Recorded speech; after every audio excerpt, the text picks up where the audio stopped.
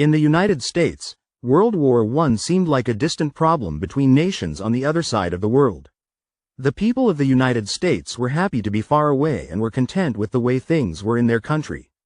They had no desire to become involved in Europe's war. The government followed the policy of neutrality at the beginning of World War I.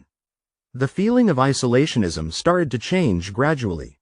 In 1915, the war was brought to the attention of United States citizens by a major event. The British ship, the Lusitania, was sunk by Central Powers. The Lusitania was a popular cargo and passenger ship that made the trip back and forth across the Atlantic Ocean. It was fast and luxurious and described as a floating palace. In 1907, it was the largest ship in the world. It was 787 feet long and could carry up to 3,048 passengers. Germans, on the side of the Central Powers during World War I, were trying to control supplies delivered to Allied powers. They accomplished this by having Unterseeboats, or undersea boats, shortened to U-boats, positioned in the sea to torpedo any ships that delivered supplies. On February 4, 1915, the Germans declared the seas around Britain a war zone and said they would attack any Allied ship that entered the region.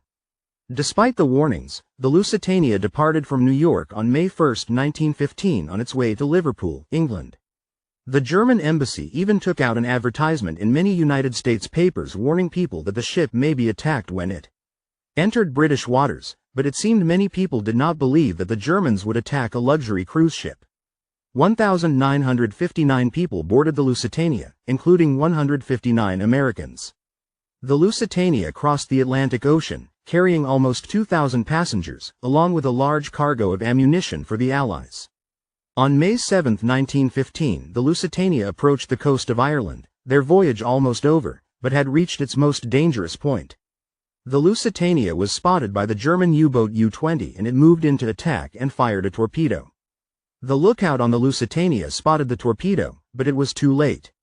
It made a direct hit on the side of the ship and huge explosion was felt throughout the ship. The Lusitania immediately began to sink and the captain, William Turner, ordered the ship head for the Irish coast, but there was no use. Within a few minutes, the captain gave the order to abandon ship. Many people had trouble getting off the ship because it had tilted so far to the side and was sinking so fast. Within 20 minutes, it sunk to the bottom of the ocean.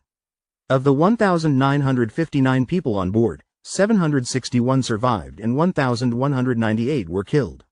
Of the 159 Americans, only 31 survived the sinking. There were many children on board who died. U.S. citizens started to think of Germany as a bully, and Americans sided with the Allies. Germany had made promises not to sink ships without first giving warnings so that passengers were able to leave the ship. This was wartime though, and Germany did not always keep their promises. Germany started to blockade Great Britain and attacked more and more ships with their U-boats, submarines. These boats were able to stay submerged for long periods of time. They would sneak up on their victims, often at night, and torpedo them. The Germans did not limit their attacks to military vessels. Any ship in the war zone was considered an enemy. This became known as unrestricted submarine warfare. These attacks caused problems for the U.S. economy and made it difficult for U.S. businesses to make money. It was necessary for businesses to be able to travel freely on the seas to deal with foreign countries, especially Great Britain. Many government officials in the United States started to think the United States might have to enter the war to protect its own interests. The U.S. traded with many allied nations, so if they lost the war, the U.S. would also lose a large amount of money. The government began trying to change people's minds about the war. A propaganda campaign started by the government including parades in support of the Allies and leaflets picturing the Germans as fierce barbarians. People were encouraged to buy war bonds to support the effort. The government also started building the number of troops in the Army, Navy, and reserves. More Navy ships were constructed and a National Security Committee was formed. Despite these preparations, Americans still hoped to stay out of the war. President Woodrow Wilson hoped the United States would stay neutral. He did not want them pulled into a war, saying in a speech, "There is such a thing as a man being too proud to fight." Another event occurred that brought the United States closer to war on January 16, 1917. Great Britain showed the United States a telegram that had been intercepted and decoded.